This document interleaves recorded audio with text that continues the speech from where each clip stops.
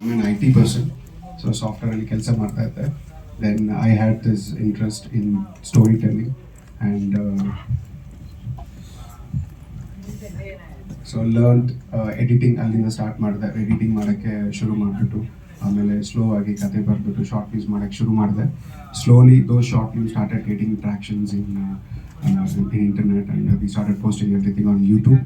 ಆಮೇಲೆ 4 minutes, 10 minutes, 15 minutes, 20 minutes ಅಂತ we started increasing our duration. So ಸ್ವಲ್ಪ ಆ ಥರ ಆದಮೇಲೆ ಸರಿ ಆಯಿತು, ಒಂದು ಪೈಲಟ್ ಸಿನಿಮಾ ಮಾಡಿಬಿಟ್ಟು ಒಂದು ಒಳ್ಳೆ ಕಂಟೆಂಟ್ ಕೊಡೋಣ ಅಂದ್ಬಿಟ್ಟು ಒಂದು 87 minutesಗೆ ಒಂದು ಶಾರ್ಟ್ ಫಿಲ್ಮ್ ಒಂದು ಮಾಡಿದ್ವಿ.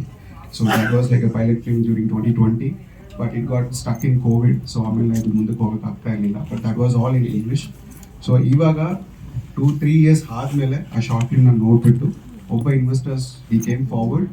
ಈ ಟೋಲ್ಡ್ ಅಸ್ ದಟ್ ಈ ಥರ ನಮ್ಮ ಕನ್ನಡ ಇಂಡಸ್ಟ್ರಿಗೆ ಒಂದು ಕನ್ನಡ ಸಿನಿಮಾ ಬೇಕು, ಮಾಡಿಕೊಡಿ ಅಂತ ಹೇಳಿದ್ರು. ಇಲ್ಲ ಸರ್, ಇದು ಇಂಗ್ಲೀಷಲ್ಲಿ ಮಾಡಿರೋದ್ರಿಂದ ಅದು ಅಷ್ಟು ವರ್ಕೌಟ್ ಆಗೋದು ನಂಗೆ ಗೊತ್ತಾಗ್ತಾ ಇಲ್ಲ.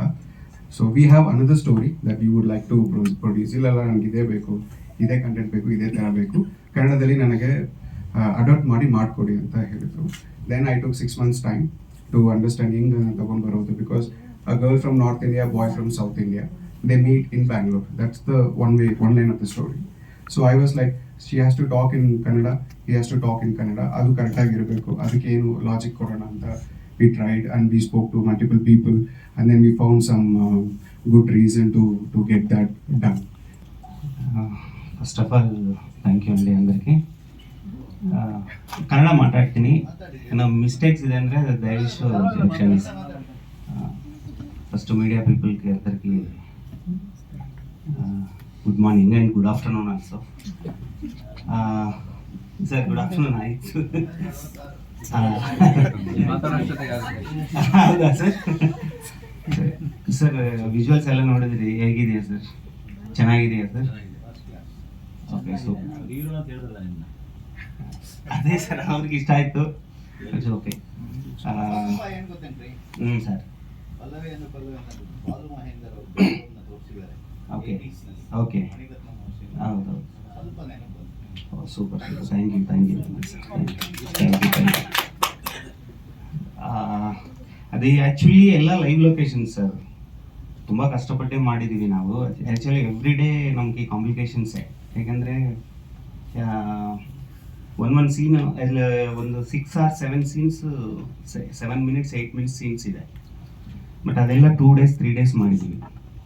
ಬಟ್ ಒಂದೊಂದು ದಿನ ಸನ್ಲೈಟ್ ಇರುತ್ತೆ, ಒಂದಿನ ಸನ್ಲೈಟ್ ಇರಲ್ಲ. ಬಟ್ ಒಂದೊಂದು ಶಾರ್ಟ್ಗೆ ನಮ್ಗೆ ಕಾಂಪ್ಲಿಕೇಶನ್ಸ್ ಜಾಸ್ತಿ ಬಂದಿದೆ. ಬಟ್ ರೋಡ್ ಮೇಲೆ ನಾವೆಲ್ಲ ಸ್ಕಿಮ್ಮರ್ ಹಾಕಿ ಕಟ್ ಮಾಡೋಕ್ಕೆಲ್ಲ ಚಾನ್ಸ್ ಇಲ್ಲ. ಬಟ್ ಅದೆಲ್ಲ ತುಂಬ ಕಷ್ಟಪಟ್ಟು ಮಾಡಿದ್ವಿ. ಬಟ್ ತುಂಬ ಹೆಲ್ಪ್ ಮಾಡಿದ್ದಾರೆ ವಿಮಲ್ ರಾಜ್.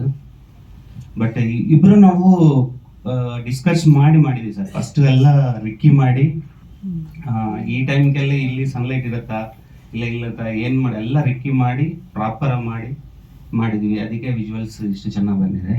ಹಾಯ್, ಎಲ್ರಿಗೂ ನಮಸ್ಕಾರ. I am Ashwini. First of all thank you ಇಲ್ಲಿ ಬಂದ್ಬಿಟ್ಟು ನಮ್ಗೆ ಸಪೋರ್ಟ್ ಮಾಡ್ತಿರೋದಕ್ಕೆ.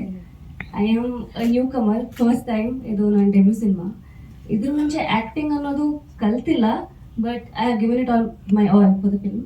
ವರ್ಕ್ಶಾಪ್ ಮಾಡಿದ್ದೆ ಒಂದಿಷ್ಟು, and I am very nervous right now, because ಇಲ್ಲಿ ಕೂತ್ಕೋತಿರೋದೇ ಒಂದು ಬಿಗ್ ಪ್ರಿವಿಲೇಜ್ ಅಂತ ಅನ್ಕೋತೀನಿ ನಾನು.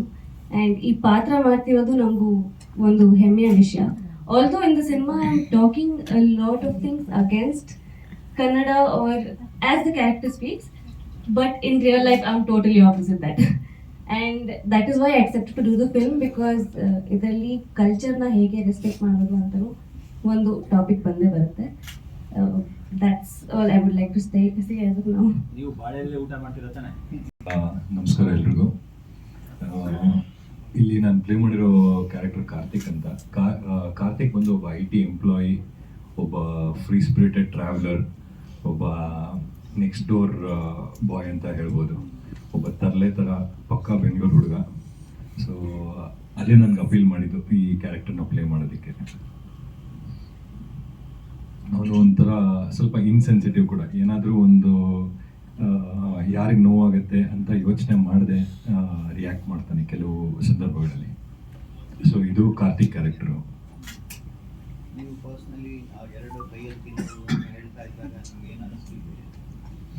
ಅದು ಆ ರಿಯಾಕ್ಷನ್ ಒಂಥರ ರಿಯಲ್ ರಿಯಾಕ್ಷನ್ ಅಂತಾನೆ ಹೇಳ್ಬೋದು. ಬಾಯ್ಸ್ ಎಲ್ಲ ಏನ್ ಅನ್ಕೋತಾರೆ ಅಂದ್ರೆ ಸ್ವಲ್ಪ ಈ ಕ್ಯಾರೆಕ್ಟರ್ ಏನಾದ್ರು ರಿಯಾಕ್ಟ್ ಮಾಡ್ಬೇಕಾಗಿತ್ತು ಅಂತ ಇಲ್ಲ, ಸಿನಿಮಾ ನೋಡಿದ್ರೆ ಸರ್ ಅದಕ್ಕೆ ತುಂಬಾ ರಿಯಾಕ್ಷನ್ ಬರುತ್ತೆ ಆಮೇಲೆ. ಅದಕ್ಕೆ ಆ ಪೇ ಆಫ್ ಟೈಮ್ ಇದೆ ಸರ್ ಅದಕ್ಕೆ. ಇಲ್ಲಿ ಕೊಟ್ಟಿಲ್ಲ, ಬಟ್ ಅಲ್ಲಿ ಇದೆ ಸರ್ ಅದಕ್ಕೆ. ಇದೆ, ಖಂಡಿತ ಇದೆ. ಎರಡು ಸಿನಿಮಾ ನಂತರ ಮೂರನೇ ಸಿನಿಮಾ ಆಗಿದೆ. ಈ ಸಿನಿಮಾ ನಿಮಗೆ ಯಾವ ರೀತಿ ಒಂದು ಚೇಂಜ್ ಕೊಡೋಕ್ಕೆ ಸಾಧ್ಯ ಇದೆ? ಇಲ್ಲಿ ಅದೇ ನನಗೆ ತುಂಬ ಕಲಿಯೋ ಅವಕಾಶ ಸಿಕ್ತು. ಲೈಕ್ ಇಲ್ಲಿ ನೀವು ನೋಡ್ದಂಗೆ ನನಗಿರೋ ಸ್ಕ್ರೀನ್ ಪ್ರೆಸೆನ್ಸ್ ಆಗಲಿ ಅಥವಾ ಸ್ಪೆಕ್ಟ್ರಮ್ ಆಫ್ ಎಮೋಷನ್ಸ್ ತುಂಬ ಇರೋದ್ರಿಂದ ತುಂಬ ಕಲಿಯೋಕ್ಕೆ. ಲೈಕ್ ಅಲ್ಲಿ ನಾನೆಲ್ಲ ಲೈಕ್ ಸಪೋರ್ಟಿಂಗ್ ಕ್ಯಾರೆಕ್ಟರ್ಸ್ ಮಾಡ್ಕೊಂಡು ಬಂದಿದ್ದು. ರೀಸೆಂಟಾಗಿ ಬಾಸ್ ಅಂತ ಒಂದು ಮೂವಿ, ಅಲ್ಲೂ ಒಂದು ಮೇನ್ ಸಪೋರ್ಟಿಂಗ್ ಕ್ಯಾರೆಕ್ಟರ್ ಮಾಡಿದ್ದೆ. ಸೊ ಅದೇ ಒಂದು ಅಲ್ಲಿ ಒಂದು ನೆಗೆಟಿವ್ ಶೇಡಲ್ಲಿ ಮಾಡಿದ್ದೆ. ಇದು ಕಂಪ್ಲೀಟ್ಲಿ ನ್ಯೂ ಕ್ಯಾರೆಕ್ಟರ್.